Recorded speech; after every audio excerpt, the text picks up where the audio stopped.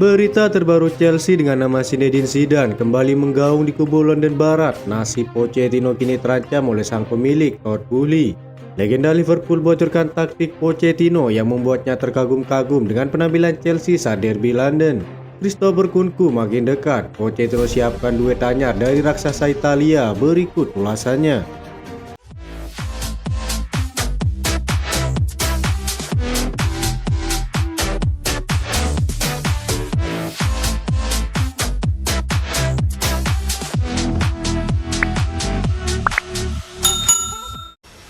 Nama Zinedine Zidane kembali menggaung ketika Chelsea melanjutkan tren buruknya saat kalah di kandang melawan Brentford. Nasib Pochettino sebagai pelatih Chelsea saat ini tengah digoyong isu pemecatan karena performa tim yang belum membaik.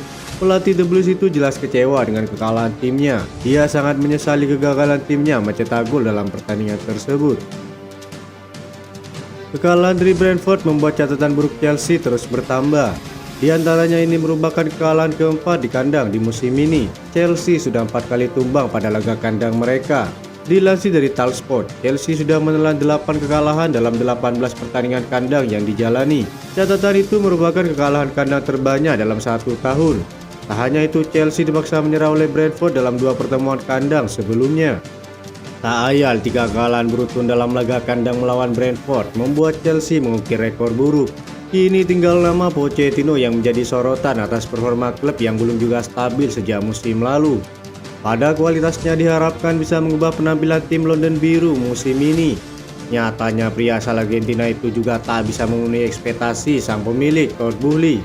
Alhasil ia dianggap jadi orang yang paling bertanggung jawab atas hasil yang diraih Chelsea sejauh musim ini. Sebagai bentuk pertanggungjawabannya, Pochettino terancam dipecat. Bukan tidak mungkin Todd Boehly akan membuat keputusan itu.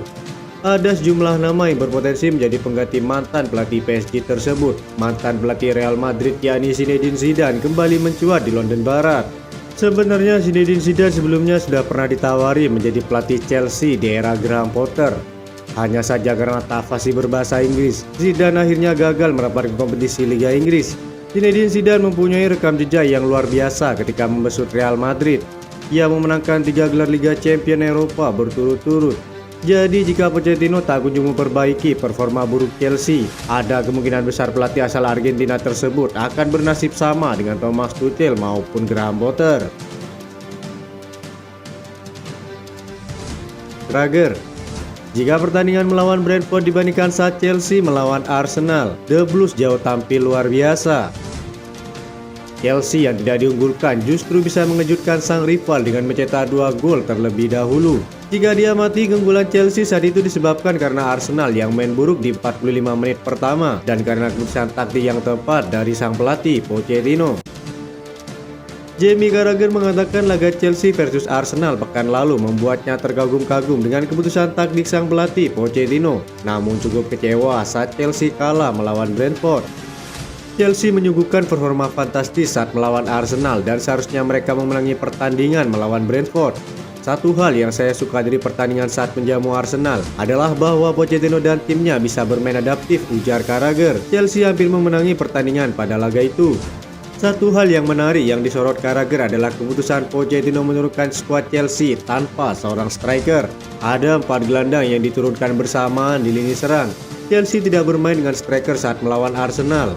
Mereka bermain dengan box midfield dan itu membantu mereka mendapatkan hadiah penalti untuk gol pertama, lanjut Carragher. Situasinya cukup menarik, ada 2 pemain nomor 10 dalam Cole Palmer dan Conor Gallagher. Alhasil bek tengah Arsenal tidak yakin harus menjaga siapa. Seingat saya pada waktu itu Chelsea mencoba mendorong penetrasi dari kedua sisi lapangan mereka memakai Raheem Sterling dan juga Mykhailo Mudryk, tandasnya. Pochettino seakan tak ada jerahnya merubah berbagai taktik untuk timnya. Hal tersebut dilakukan sang pelatih karena kurang tersedianya para pemain untuk menurunkan skuad terbaiknya. Saat melawan Brentford, masalah paling serius ada pada sosok Enzo Fernandez dan Mykhailo Mudryk yang tak masuk dalam skuad. Keduanya dinyatakan mengalami ketidaknyamanan saat sesi latihan, kata Pochettino. Selain itu, tumpulnya lini depan membuat Chelsea sangat sulit menghancurkan pertahanan lawan. Jika dibandingkan dengan penampilan Chelsea sebelum-sebelumnya, formasi 4-2-3-1 sangat cocok dan terbukti saat pramusim Chelsea dapat bermain dengan baik. Pekan lalu melawan Arsenal, Pochettino menggunakan taktik tanpa seorang striker. Hal itu terbukti jauh lebih bagus dari semua taktik yang pernah ia tetapkan untuk Chelsea. Mengandalkan 4 gelandang serang di lini depan membuat lawan kewalahan dengan Cole Palmer dan Conor Gallagher menjadi andalan sang pelatih Pochettino. Saya menyadari bermain tanpa seorang striker melawan tim bertahan akan sulit. Saya menyesal dan kecewa atas hasil itu. Beri saya waktu, kami semua akan terus berlatih dan berusaha memberikannya terbaik untuk klub ini, kata Pochettino. Mauricio Pochettino membuat prioritas kembalinya Christopher Nkunku saat Chelsea dalam kebutuhan mendesak untuk penyerang yang klinis.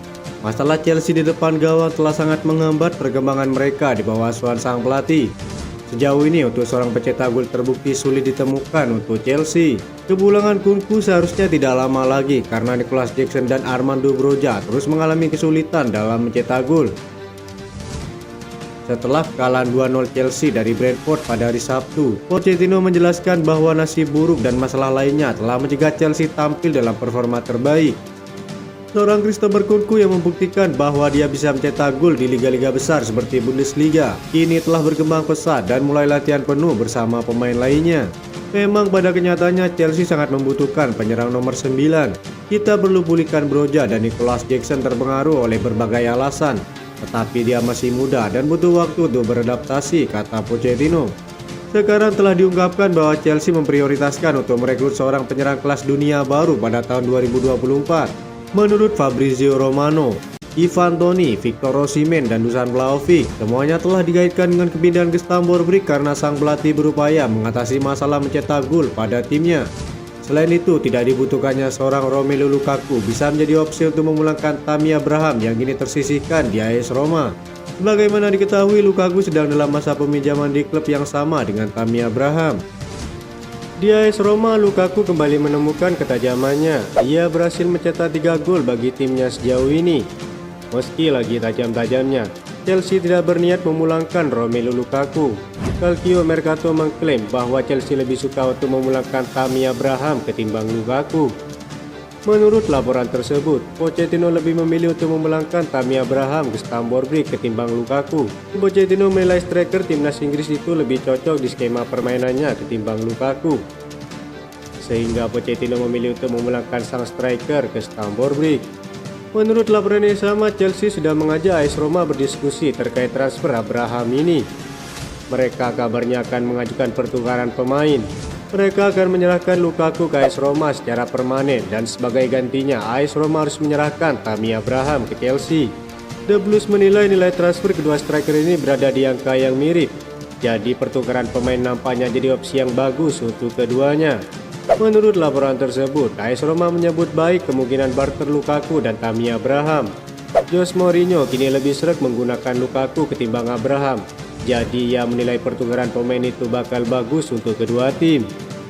Itu saja informasi yang dapat kami sampaikan. Terima kasih yang telah menonton video ini. Salam olahraga.